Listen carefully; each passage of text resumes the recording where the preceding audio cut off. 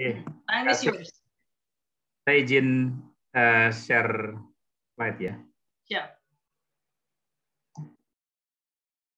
Oke, mudah-mudahan sudah kelihatan. Baik, Bapak Ibu semua, Assalamualaikum warahmatullahi wabarakatuh. Selamat pagi, salam sejahtera. Ini saya minoritas mungkin di sini nih di webinar ini karena mungkin banyak dokter atau kemudian profesor di kedokteran atau ilmu kesehatan masyarakat ya, pemerhati masalah kesehatan. Tapi walaupun memang saya mengajar di Fakultas Ekonomi,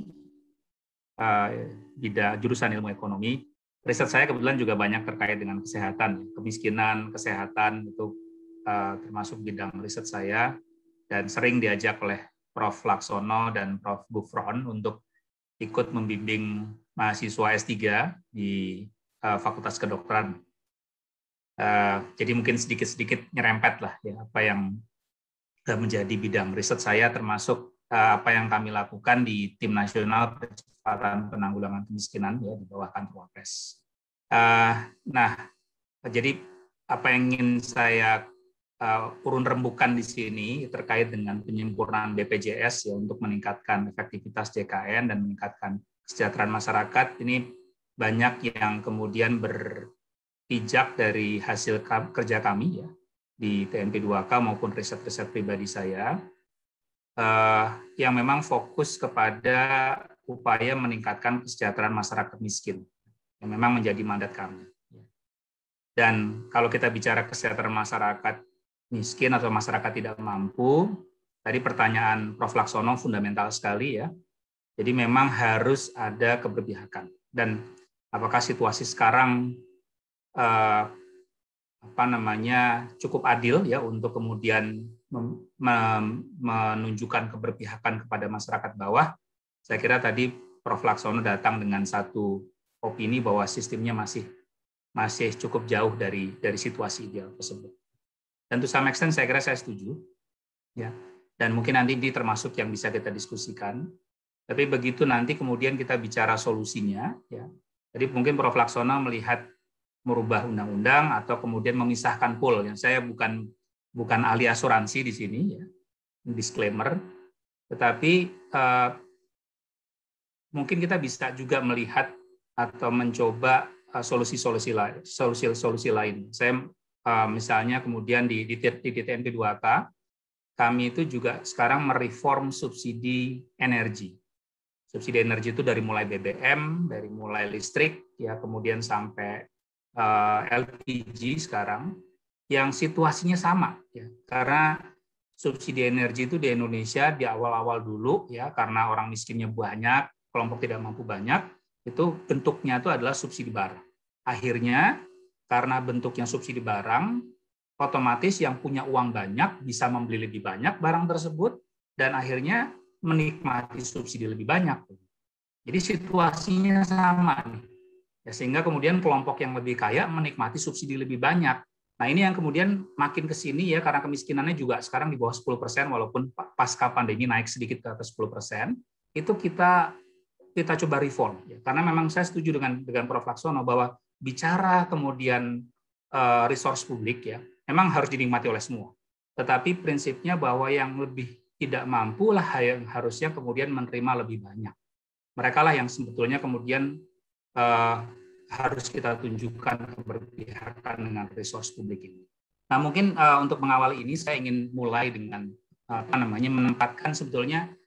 menempatkan dalam frame besar sistem nasional, sistem jaminan kesehatan nasional di mana sebetulnya mandat dari BPJS ya. Walaupun sekali lagi kalau kita bicara sistem jaminan kesehatan nasional, saya setuju dengan apa yang tadi disampaikan oleh Prof. Gufron, itu bukan cuman pelaku utamanya atau stakeholder utamanya bukan cuma BPJS, tetapi ada Kementerian Kesehatan, ada pemerintah daerah ya. Termasuk kemudian KL-KL yang memang punya domain atau punya program yang memang kaitan dengan kesehatan. Nah, jadi kalau kita lihat sistem jaminan kesehatan nasional itu ada agenda intinya adalah untuk memberikan mandat ya kepada pemerintah agar hadir memberikan perlindungan kesehatan bagi masyarakat ya untuk memberikan perlindungan ya kepada semua masyarakat tanpa terkecuali. Nah, tanpa terkecuali ini bicaranya tuh satu dari status sosial ekonomi, satu dari kemudian kategorisasi demografik dari usia 0 tahun sampai kemudian lansia dan bahkan kemudian sampai ya, sakratul maut gitu ya. Nah, di dalam konstitusi atau dalam dokumen perencanaan pembangunan kita ini RPJMN itu ada di agenda pembangunan 3 ya, sistem jaminan kesehatan nasional ini. Yang tujuannya ya, itu adalah meningkatkan SDM yang sehat, produktif, berdaya saing, ya lewat penguatan sistem layanan kesehatan dan pelaksanaan perlindungan sosial melalui upaya preventif, promotif, dan kecukupan pendanaan. Jadi ada beberapa KPI gitu ya kalau untuk kemudian pelaksanaan SJKN ini. Selain yang masalah kuratif, ya kemudian mengadres masalah preventif juga. Dan memastikan bahwa kemudian financing-nya sustainable. Jadi dari sana kemudian kita bisa melihat, bisa mengakses kira-kira BPJS yang sekarang itu dalam posisi, dikaitkan dengan KPI dalam posisi yang mana. Dan BPJS, Sistem Jaminan Kesehatan Nasional ini yang salah satu stakeholder utamanya adalah BPJS, itu dalam sistem merupakan salah satu penyangga bagi sistem perlindungan sosial nasional. Jadi kalau kita bicara perlindungan sosial, komponennya 2. Yang pertama adalah bantuan sosial. Kita dengar mungkin program Keluarga Harapan, program sembako, yang banyak diantaranya di bawah Kementerian Sosial. Dan kemudian ada sistem jaminan sosial. Nah, disitulah kemudian kita bicara sistem jaminan kesehatan nasional. Nah, ini kira-kira dengan framework itu saya mencoba untuk kemudian sedikit-sedikit bicara masalah situasi demografi dan kemiskinan saat ini. Karena mandat dari sistem jaminan kesehatan nasional, di mana tugas dari BPJS adalah kemudian memastikan efektifnya sistem jaminan kesehatan nasional, ya, dan memberikan perlindungan untuk kemudian masyarakat, semua kelompok masyarakat, maka kita harus melihat kondisi demografis ya, dan situasi kemiskinan. Nah, kemudian saya juga ingin mencoba dalam situasi sekarang apa sih yang sudah dicapai oleh JKN dalam kurun waktu kira-kira 6 tahun 7 tahun ini sejak 1 Januari 2014. Kemudian mungkin laying out tantangannya yang masih ada sekarang ya. Baik kemudian tantangan kesehatan maupun kemudian tantangan pengelolaan, dan saya mencoba untuk melis beberapa usulan perbaikan. Nah, ini situasi demografi kita sekarang. Jadi kita masih dalam masa bulan madu ya. Jadi kondisi demografik dengan bonus demografi yang masih cukup besar. Ya, di mana kemudian masyarakat kita atau populasi kita itu masih didominasi kelompok usia produktif, yaitu kelompok usia 19 sampai 59 tahun. Nah, kita tidak bicara kualitas di sini karena mungkin kalau kita bicara kualitas ada isu-isu lain tentunya ya. Kalau kita bicara kualitas, bicara produktivitas, bicara pendidikan dari kelompok usia produktif ini pasti kemudian kita punya isu lain. Tetapi intinya itu ada potensi di sana ya. Dan sekali lagi tentunya pemerintah perlu, termasuk Kementerian Kesehatan dan BPJS, perlu concern nih dengan kemudian kualitas dan produktivitas semacam apa yang sekarang ini dimiliki oleh kelompok usia produktif ini. Karena kalau kemudian kita nggak bicara kualitasnya, ya kita nggak akan mampu kemudian tadi mencapai mandat tadi ya, yaitu untuk kemudian membangun kualitas manusia yang baik, yang kemudian produktif. Ya. Nah, tapi juga dari sini ada hal lain yang mungkin kita juga patut perhatikan, bahwa kelompok usia lansia mulai makin meningkat. Ya. Pada kondisi tahun 2019 itu usia 60 tahun ke atas sudah mencapai hampir 10%. Dan trennya akan naik terus ya. Ini natural ya. Transisi demografik yang natural ya, dari mulai yang besarnya adalah anak-anak, kemudian sekarang cembung yang di tengah di kelompok usia produktif, dan makin lama seperti halnya kemudian negara maju yang cembung adalah kemudian kelompok usia lansia. Dan ini yang diprediksi oleh banyak lembaga termasuk UN, di mana kemudian Indonesia kira-kira pada tahun 2045, yaitu jumlah lansianya hampir akan mencapai 20%. Dan ini merubah landscape tantangan yang ada di Indonesia, baik kemudian tantangan ekonomi maupun tantangan kesehatan, yang saya kira ini juga harus diperhatikan oleh stakeholder sistem jaminan kesehatan nasional kita, khususnya BPJS. Nah, ini situasi kemiskinan kita. Jadi kemiskinan kita kalau dilihat dari perspektif komparatif, kita relatively doing well. Dalam arti bahwa kemudian kita selalu bisa berhasil menurunkan tingkat kemiskinan, kecuali ada beberapa episode tentunya kalau kita ambil dari periode 80-an gitu ya, sampai kemudian sampai tahun 2020 kemarin, itu mungkin episodenya pada saat krisis Asia itu naik, terus ada sedikit naik di tahun 2005-2006, ya. Tapi selebihnya kemudian kita berhasil menurunkan, kecuali pada saat pandemi kemarin naik lagi. Ya. Nah, kita bicara kelompok miskin di sini, ya, kelompok yang memang kemudian untuk keluar dari jaring kemiskinan, untuk keluar dari jebakan kemiskinan, mereka membutuhkan dukungan pemerintah dari aspek kesehatan. Dan itulah yang sebetulnya sudah dilakukan bukan hanya sebetulnya sejak 1 Januari 2014, tapi bahkan sejak paling tidak kalau kita bicara program asuransi kesehatan sosial, itu sudah cikal bakalnya sudah mulai 2005, yaitu ada Askeskin, asuransi kesehatan untuk masyarakat miskin, yang kemudian menjadi Jamkesmas, jaminan kesehatan masyarakat sampai dengan 31 Desember 2013, dan kemudian sekarang menjadi sistem jaminan kesehatan nasional. Nah, ini situasinya naik turun. Ya, jadi kalau kita bicara kesejahteraan, situasinya naik turun. Jadi ada shock, kemudian kemiskinan naik. Ya. Kita lihat bahwa kemudian walaupun trennya turun, tetapi kemudian shock yang terakhir pandemi itu membuat tingkat kemiskinan kita naik menjadi 10,19%. Balik ke tahun 2017. Ya. Jadi kalau kita lihat di sini, ya, kalau kita lihat di sini, ini angka 2020 ini, September 2020 ini sama dengan kira-kira September 2017, ya 10,12%. Jadi balik 3 tahun. Nah, hasil kerja 3 tahun ini dibalik hanya dalam waktu singkat, dalam waktu beberapa bulan oleh pandemi. Ya. Dan ini yang kemudian menjadi tantangan buat BPJS, ya, bagaimana kemudian memberikan perlindungan buat orang miskin yang tadinya nggak miskin, orang nggak mampu yang tadinya orang yang tidak mampu yang tadinya sebetulnya mampu. Ya. Jadi sistem BPJS itu juga sebetulnya seharusnya bisa memberikan fleksibilitas, ya, bagi mereka yang kemudian membutuhkan. Ya, karena kalau kita bicara kesejahteraan, sekali lagi situasinya liquid. Ya. Dia bisa kemudian hari ini kemudian nggak ada di data BPJS karena memang mampu, dia bayar sendiri. Tapi besok-besok mungkin gagal panen, mungkin kena PHK, mungkin usahanya kebakaran dan lain sebagainya, itu dia bisa kemudian menjadi miskin. Ya. Dan situasi terakhir di dalam kondisi pandemi ini, itu yang kita sebut dengan miskin memang hanya sekitar 26 juta, ya, dengan tingkat kemiskinan sekitar 10,19%.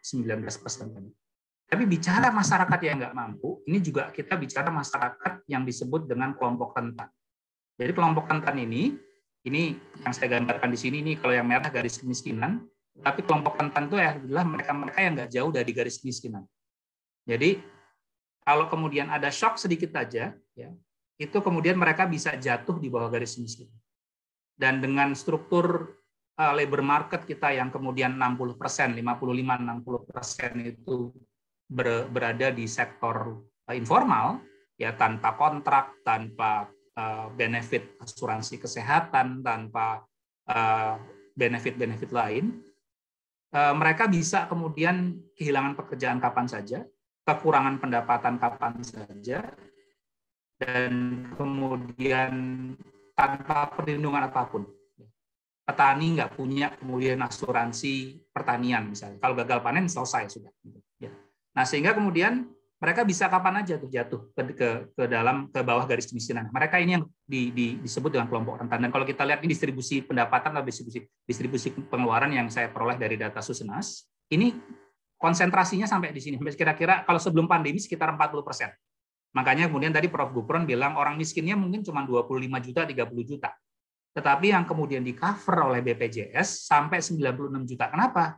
Karena kita bicara perlindungan sosial itu bukan hanya, atau asuransi sosial ya, dalam konteks perlindungan sosial, bukan hanya melindungi mereka yang miskin, tetapi mereka yang juga rentan. Nah, pra-pandemi itu yang rentan itu sampai bottom 40%, itu sekitar 96 juta. Makanya kemudian coverage-nya pemerintah memutuskan sampai 96 juta individu.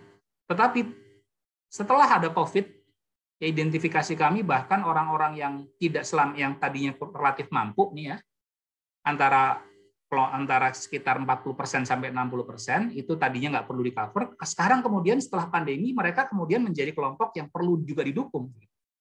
Nah, ini kemudian membutuhkan tentunya resource yang memang lebih ya, dan itu saya kira dilakukan oleh pemerintah sejauh ini. Ya, tetapi juga sistem BPJS harus memungkinkan identifikasi kelompok rentan baru ini. Tadi Prof. Cucu bilang bahwa kemudian ke depan kira-kira gimana nih? Apakah pendanaan swasta atau pendanaan publik yang kemudian akan dominan? Ekonomi kita jelas kontraksi. Ya, 2020 sekitar 2, sekian persen ya. 2020 juga belum akan melesat walaupun sudah positif. 2021 belum akan melesat walaupun sudah positif ya. Nah, sehingga kemudian kalau dugaan saya bahwa kemudian tetap kemudian yang dominan akan publik. Nah, pertanyaannya kalau kemudian pajak justru turun dari mana? Ya kemudian ya kita bicara pendanaan pihak ketiga ya. Tapi pendanaan pihak ketiga ini kemudian diskusi panjang ya. Harusnya adalah apakah kemudian dari bilateral, dari swasta atau kemudian dari multilateral ya. Nah, dan kalau kita lihat kalau kita petani lagi ya, bahwa kemudian struktur kemiskinan kita itu yang paling banyak adalah pada kelompok lansia ya. Ini juga makanya kalau saya kemudian kepada pihak BPJS ya, bahwa perlu investasi untuk kemudian memikirkan investasi waktu, resources untuk kemudian mengantisipasi ke depan masyarakat Indonesia makin aging, dan kemudian orang-orang miskinnya juga kemudian banyak dari kelompok lansia. Mereka-mereka yang kemudian kelompok produktif ini relatif kemudian bisa melindungi karena punya resource ya, bisa ke dokter, bahkan kalau nggak pakai asuransi mungkin bisa begitu. Tapi kelompok lansia ini udah kemudian nggak punya sumber penghasilan, sakit-sakitan ya. Ini saya kira yang kemudian harus kemudian diperhatikan oleh BPJS. Nah, 6 tahun 7 tahun ke belakang apa yang sebetulnya sudah dicapai BPJS? Kalau yang kami lihat dari data ya. Jadi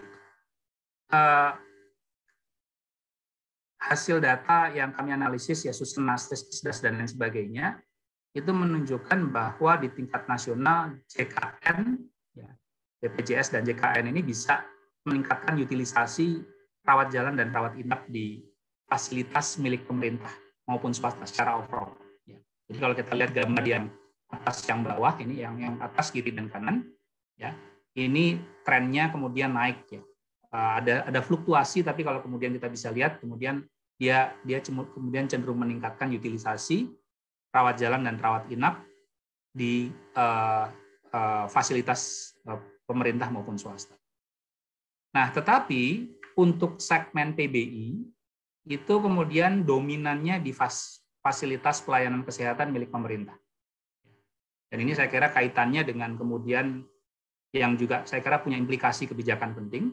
Bagaimana kemudian pemerintah si akses pelayanan kesehatan itu perlu dipastikan, perlu diperluas juga untuk kemudian ke rumah sakit fasilitas pelayanan kesehatan swasta. Karena pemerintah nggak mungkin lah ya bicara kita nggak mungkin, atau BPJS nggak mungkin kemudian sekedar mengandalkan layanan kesehatan dari pihak pemerintah.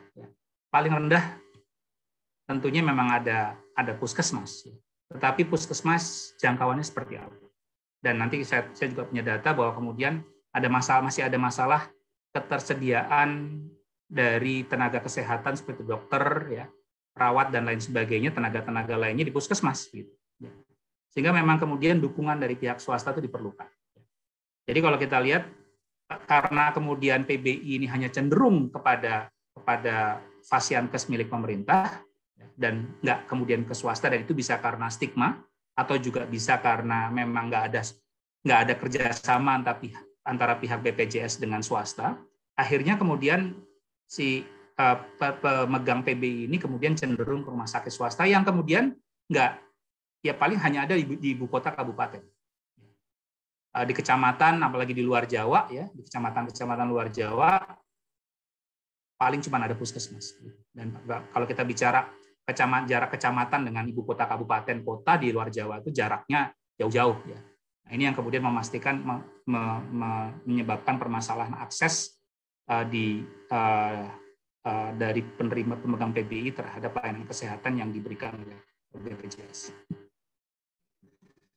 Nah, tapi kita lihat juga, ya, jadi tadi secara overall BPJS bisa sistem jaminan kesehatan nasional kita dan BPJS itu bisa meningkatkan utilisasi, which is berita bagus. Yang lainnya, kalau kita ukur dengan concentration index, BPJS, sistem jaminan kesehatan nasional dan BPJS ini juga kemudian cenderung meningkatkan mempersempit, mengadres permasalahan inequality dan inequity. Jadi kalau kita lihat akses rawat jalan di vaskes primer pemerintah itu sudah sebetulnya relatif proper ya, di setiap area. Akses rawat jalan di vaskes primer milik swasta itu makin equal. Kemudian akses rawat jalan di rumah sakit pemerintah itu juga makin equal di daerah urban khususnya. Akses rawat inap di rumah sakit pemerintah itu sekarang makin proper di urban dan bergerak makin equal di rural. Dan akses rawat inap di rumah sakit swasta itu bergerak ke arah equality. Nah, jadi ada perbaikan, ada hasil yang kemudian dicapai oleh sistem jaminan kesehatan nasional kita dengan aktor utamanya BPJS. Nah, tapi kemudian tantangannya juga nggak kecil ya. Jadi kalau kita lihat, ya, ini saya mencoba layout apa yang kemudian masing-masing menjadi tantangan besar. Saya kira ini juga teman-teman Pak Prof. Gufron dan teman-teman BPJS dan Bapak Ibu semua juga aware ini ya. Tantangan pertamanya kalau dari isu utama kesehatan adalah masalah prevalensi dari PTM atau penyakit tidak menular yang terus meningkat ya. Khususnya kalau di sini yang saya tampilkan hipertensi dan DM ya, itu trennya meningkat. Dan faktor risikonya juga kalau kita lihat meningkat ya, obesitas, merokok, rendahnya aktivitas fisik, ya kemudian konsumsi makanan sehat ya itu nggak cenderung kemudian meningkat permasalahan risiko-risiko tersebut. Dan ini anomali dengan fakta bahwa kemudian tingkat harapan hidup kita naik. Jadi kita bisa bayangkan bahwa tingkat harapan hidup kita naik, tetapi kemudian masyarakatnya makin punya masalah kesehatan. Dan tadi data yang tadi saya tunjukkan juga yang cukup besar adalah kelompok lansia ini. Jadi kalau kita lihat di sini ya, bahwa biaya utilisasi layanan PTM katastrofik itu cenderung naik ya, dan kemudian didominasi oleh kelompok lansia.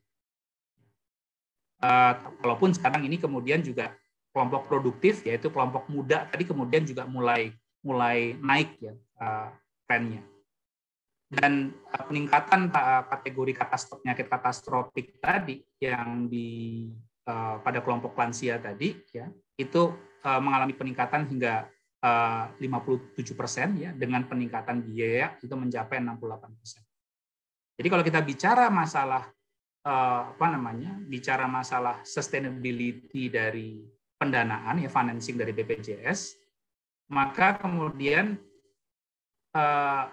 ini tantangan yang mau nggak mau harus diadres oleh BPJS. Bagaimana kemudian memastikan bahwa PTM bisa ditekan. Karena kalau kemudian jangan sampai kemudian strateginya adalah kemudian membuat justru aturan-aturan yang kontraproduktif terhadap pelayanan yang diberikan kepada masyarakat, gitu. Atau justru membuat aturan-aturan yang mempersulit masyarakat memperoleh layanan ya, dari rumah sakit atau dari Fasiankes. Walaupun memang kita harus akui ini memang masalah jangka panjang, ini kan masalah merubah perilaku ya, dan stakeholder-nya memang bukan hanya BPJS di sini, tapi saya kira BPJS juga harus punya peran di sini ya, dalam ikut mendorong bagaimana kemudian terjadi perubahan perilaku ini. Nah, selain PTM itu ancaman penyakit menular juga muncul kembali. Jadi salah satunya adalah TBC. Ya. Saya kira Bapak Ibu semua juga aware. Gitu. Beberapa waktu lalu saya juga ditampilkan data ini ya. Jadi bagaimana kemudian TBC muncul lagi di Indonesia dan kasusnya kemudian luar biasa. Jadi kalau kita lihat dari kasus per tahunnya Indonesia mencapai 1 juta lebih ya kasus dan itu nomor 2 setelah India. Ya. Sementara kalau kemudian dari incidence rate-nya per 100.000 penduduk sekitar 391, Indonesia nomor 9 ya, di dunia. Dan ini tantangan tersendiri karena yang harus dipikirkan BPJS adalah bukan cuma bayarin begitu ya, tetapi memastikan efektivitas dari pengobatan TBC ya. Seperti kita ketahui bahwa kemudian pengobatan yang nggak konsisten ya, konsumsi obat yang nggak konsisten justru kemudian meningkatkan resistensi kuman ya bakteri terhadap obat tersebut ya, sehingga kemudian membuat pengobatan menjadi lebih panjang, obat yang menjadi lebih mahal, sehingga kemudian beban biaya dari BPJS juga kemudian semakin meningkat. Nah, saya pengen nambahin satu lagi juga ya, tantangan stunting. Ini memang sekali lagi bukan satu-satunya yang harus bukan isu yang memang harus diambil atau ditangani oleh BPJS. Ini multisektoral ya. Tapi saya kira kemudian ini juga ada kaitannya dengan ibu hamil ya, dengan konsumsi anemia dan lain sebagainya yang saya kira BPJS pasti juga punya andil di sana. Ya, karena masalah stunting ini ya menyangkut masalah generasi ya, masalah generasi yang kemudian menjadi tidak produktif ya. Anak stunting kemudian tumbuh lebih pendek, tapi masalah fisik ini kemudian sebetulnya hanya merupakan indikator bahwa ada masalah dalam pertumbuhannya, dan bukan hanya pertumbuhan fisiknya, tapi juga kemudian cerminan dari pertumbuhan motorik, ya, kognitif, ya, yang pada jangka menengah panjang itu kemudian punya akibat pada gangguan metabolisme. Dan akhirnya kelompok yang stunting ini, ya saya sendiri kemudian dengan data survei mencoba melihat dampak jangka panjang dari stunting dan menunjukkan ada korelasi antara anak yang kemudian pada balitanya stunting dengan kemudian produktivitasnya setelah 20 tahun kemudian. Dan bisa dibayangkan kalau mereka kemudian yang stunting ini menjadi tidak produktif ya setelah mereka dewasa, maka kemudian tadi kelompok yang kita sebut dengan bonus demografi ya, atau bonus demographic dividend tadi, itu nggak akan punya kontribusi terhadap pembangunan bangsa ya. Dan estimasi kami secara ekonomi yaitu menunjukkan bahwa potensi kerugian ekonomi dari stunting itu sekitar 2-3% dari GDP. Kalau GDP Indonesia sekitar 13.000 triliun, maka potensi kerugian per tahunnya sekitar 260-390 triliun. Itu hampir sama dengan dana pendidikan kita kira-kira ya, yang 20% dari APBN kita. Ya. 2 menit lagi, Mas Elan. Oke. Nah, tantangan keberlanjutannya adalah saya ingin menunjukkan bahwa juga sekarang masalah data. Ya. Data tadi seperti Prof. Gufron bilang itu masalah BPJS, bahwa kemudian BPJS user aja dari Kementerian Sosial, tetapi mungkin BPJS juga kemudian perlu memastikan bahwa perlu kemudian menyampaikan kepada Kemensos bahwa kemudian jangan sampai kemudian sekedar mengadres permasalahan administrasi, bahwa kemudian yang punya NIK lah yang kemudian yang bisa dimasukkan di dalam sistemnya BPJS. Kenapa? Karena faktanya adalah yang justru banyak nggak punya NIK, ya kemudian NIK-nya mungkin nggak valid dalam menyampaikan, dalam melaporkan, ini kelompok bawah. Jadi tertib administrasi penting, tetapi kemudian harus ada cara untuk memastikan bahwa mereka yang nggak punya NIK itu diidentifikasi dulu. Kenapa mereka nggak punya NIK atau kenapa NIK-nya salah? Karena jangan sampai ini justru mempermasalahkan exclusion error.